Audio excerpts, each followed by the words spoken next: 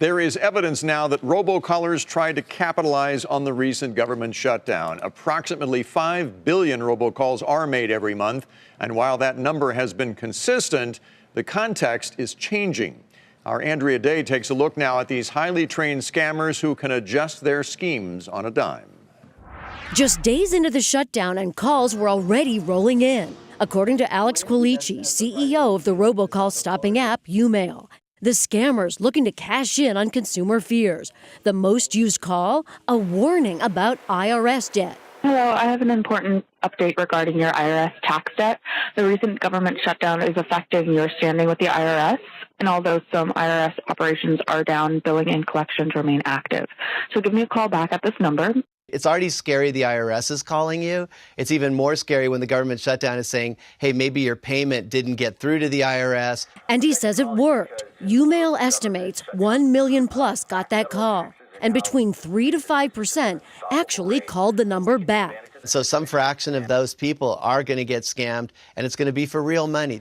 Here's another call used during the shutdown. I was actually calling because in lieu of the government shutdown, back federal taxes are now being dismissed at just an unstoppable rate. We can take advantage of this situation and help you clear out not just your federal back taxes, but also some state tax issues you might be facing. When you get this message, please give me a call back. And if consumers turn to the government websites to file a complaint or join the Do Not Call registry, here's what they got. The agencies who oversee the issue, the FCC and the FTC, both unavailable. The real impact for all this is the long-term enforcement. So had the government shutdown stayed shut down for a long time, the FCC isn't chasing the bad guys.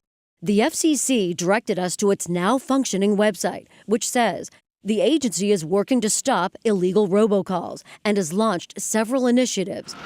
The FTC tells us because of the government shutdown, the FTC was not funded and could not receive complaints from consumers.